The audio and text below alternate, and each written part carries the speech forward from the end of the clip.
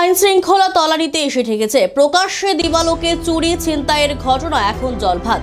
এবার খোয়াই জেলা সদরের মূল প্রশাসনিক কেন্দ্র অফিস টিলায় একজন আইনজীবীর গাড়িতে রাখা ব্যাগ থেকে প্রয়োজনীয় কাগজপত্র অন্যান্য জিনিসপত্র নিয়ে গেছে চোর।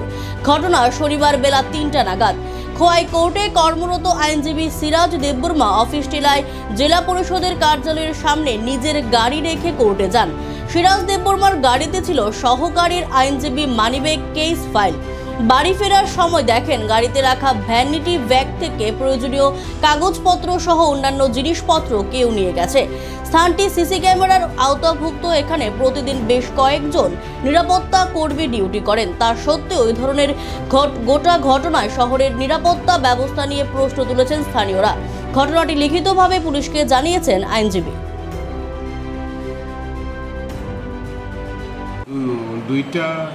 দুপুর 2টার দিকে আমি আমার গাড়িতে লাঞ্চ করার পর আইসি। এরপর পরবর্তী সময় আধা ঘন্টার পরে আমি গেছি। দেখা গেল যে ওই আমার জুনিয়রের ব্যাগ আসলো, লেডিস ব্যাগের মধ্যে ছিল ফাইল আসছিল আর কিছু রিলেভেন্ট ডকুমেন্ট আসছিল।